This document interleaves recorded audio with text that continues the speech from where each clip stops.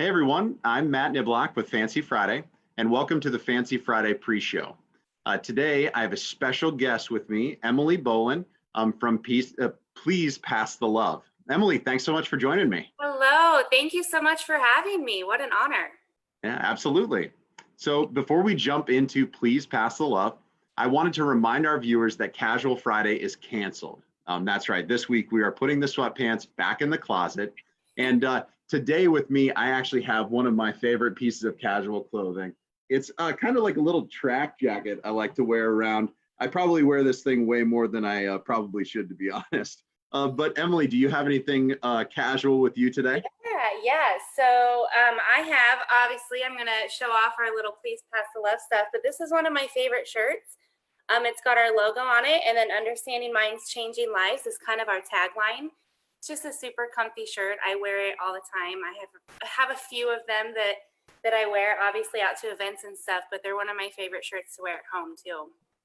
Fantastic. Yeah. So this week we are canceling Casual Friday, and we're asking everybody to join us. We're going to get fancy, and we're going to help raise some money for a great cause. And on that note, let's get back to our main topic of Please Pass the Love.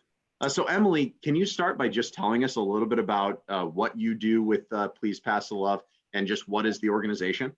Yeah, absolutely. So I'm the director of youth engagement. I oversee all of our youth programming, and I'll kind of dive into that. But I actually helped start the organization back in 2014. For a while, it was just a few of us volunteering our time to kind of kick this off, and we have an annual conference that we do every year. So I've been involved with that, and then I was able to start full time last January. So January 2019, we secured some funding. So it's been really great to be able to see it grow to its capacity it's grown to, and to now be able to have that be my full-time job, instead of trying to squeeze in when I could work on things before.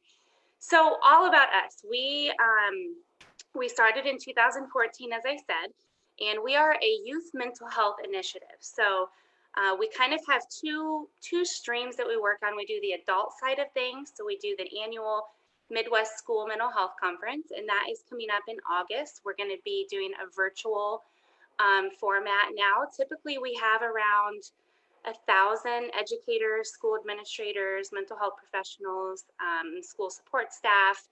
Anyone really who has a vested interest in working with young people is attending this conference. And we have people that come from all over the Midwest and beyond.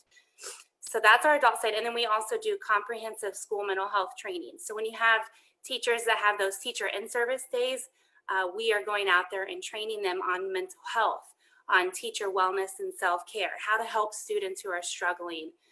Really, and kind of what sets us apart is if we do data collection with the schools beforehand. That way we can really narrow down what their specific needs are, to really help better their school. We have various events throughout the year too on the adult side of things, but those are the two main things that we do. And then on the youth side, we start what's called Stomp Out Stigma groups. So we start those in middle schools and high schools, and those are really youth-led and youth-driven. So we're giving students that platform to use their voice in the school. How can they make it an inclusive environment for everyone? What are some things that they see in their school as needing to change that they could work with their school administrators on to make it a better place for everyone to be? We also do an annual youth mental health conference. That's every fall. Right now, it's scheduled for October, but we don't know, if that's Right. if we're going to have to move that to a virtual format or try to push it off until the spring. Things are kind of up in the air, I think, with a lot of folks right now. We do an annual youth leadership summit. So that's one weekend, 3 days, at Camp Sacagawea in Boone. So any high school students welcome to attend. And it's really just kind of a safe place for them to be themselves, to build those leadership skills to take back to their schools and their communities. So it's a really, really fun weekend. And then we have our youth advisory board. So that's a statewide board with young people grades 9 through age 22. And they really are kind of our sounding board for our youth programming, right? So they help us develop it, make it stronger, give that youth input that we so desperately need. Our applications are actually open for that right now. They close June 30th. But yeah, you know, at the end of the day, we just want to make sure that students feel supported. Suicide is the second leading cause of death for young people Oh, wow. in the country, but in our state, in Iowa, it's been the second leading cause for as long as I can remember. And I don't think people realize that. You know, we have a crisis, we have an epidemic, and we really need to be paying attention to it and developing these systems so that we can surround these kiddos and help them get the support that they need. So that's really our end goal in all of this. Wow, that's a lot of different Yeah, things. So I I heard just spewed it all out of you. so I heard education and Yeah. training and events and leading boards of it, especially with the kids involved, so Yes. that their voices can be heard and Yeah. we have a place to listen to them as well. So many different things. So Yeah. let's break all of that down into Yep. just a day-to-day basis. So I Yep. mean, are you actually in the schools? Are you actually, you know, what does the group do on a day-to-day Yeah. basis? Yep. So, you know, for the last few months, we've been working from home. So when COVID hit, we were getting ready to start a really busy season. You know, towards the end of the school year, we've got schools knocking down our doors. Hey, we need training. We need you to speak. Another aspect is I go out with my youth programming team and we speak to thousands of students every year at schools. And so when that hit, when COVID hit, that all came to a screeching halt. So we quickly moved everything online and we rolled out some COVID mental health relief virtual programming for kind of that in the moment crisis that people were experiencing. And right now we do all virtual stuff too. So we have a plethora of virtual programming from anywhere from students. So this afternoon I'm leading a mindfulness virtual summer camp for 2 days to adults. So Jen, our director, is doing a really great book study. So we have kind of a little bit of everything for everyone. But when things go back to quote unquote normal, we are in the schools, right? So we're out visiting our Stomp Out Stigma groups across the state. We're helping students build up their groups within their schools. We're out talking to students. So we've done full school assemblies where we talk about mental health and self-care and wellness. Jen, our director, is one who does all of our educator training. So she's out in the schools quite often. This fall, I think we'll really start to pick that back up, as we know that the mental health needs are going to be even greater when kids go back to school. So yeah, and then, you know, the advocacy work, we are always trying to push some legislation to get more supports in our schools and mandatory training for teachers and educators. So yeah, I mean, there's always something to be done, but when we can be out in the schools working with educators and with students, that's where we want to be, and that's where we hope to be again very soon. That's great.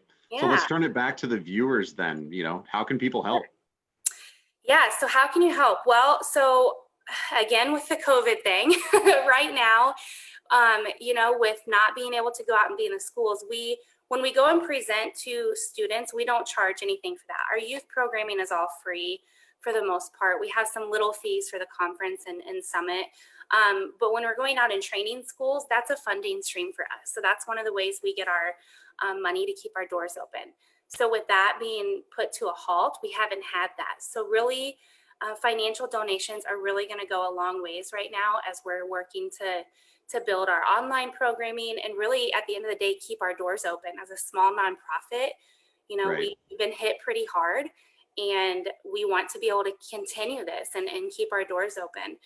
So I would say financial donations, always a plus. But then talking about it, you know, what are you sharing on social media? Are you sharing, do you care about mental health? Is that a passion of yours to make sure that not just students, but everyone who struggles with mental health knows that they're not alone, that they can get help? I think social media can be a really, really valuable and powerful tool. So are we sharing things? Are we sharing the crisis hotline number? Are we letting people know we're a safe person they can talk to if they're struggling? And really just decreasing that stigma. The more we can talk about mental health, the more that stigma kind of starts to separate from it. And the more we can normalize it. You know, I always tell people, if we can, one of the things I always ask students is, okay, who Raise your hand if you feel comfortable saying, I have a dentist appointment today. Everyone's hand goes up. Okay, now raise your hand if you feel comfortable saying, I have to go see my psychiatrist today.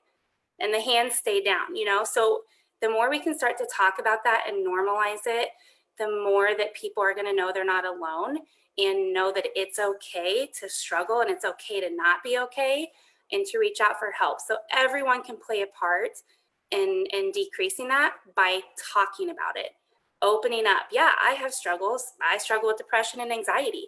You know, I didn't ever used to talk about it, but now I do. And it's just kind of a normal thing to talk about. And so many people have come up to me and said, oh, thank you for sharing your story, because that's given me the courage that I need now to share my story. Right. Yeah, so important. Yeah, it is, very. Great. So before I let you go here, number one, thank you so much for your support of our community with your organization. And I just want to remind everyone that they can join in on the fun this week as well. So remember, this Friday, help us cancel Casual Friday, and we're going to make it Fancy Friday. So don't forget to donate. Any donation amount helps, whether it's $5, $10, whatever it is. And Emily's going to share a link on this video, on the comments, so that we can get those donations started. Yeah. But before I let you go, like I said, being the Fancy Friday partner, I need you to help me by selecting my jacket for Fancy Friday this week. So I've got a blue jacket and a red or salmon, something like that color jacket. Which one are we going to go with this week? I think we're going to be bold and go with the red one. All right. Yeah. We're going this week. I love it.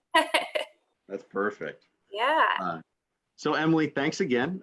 Really appreciate your time, and we will see you on Friday. Yeah. Thanks so much, Matt. Bye. All right. Bye.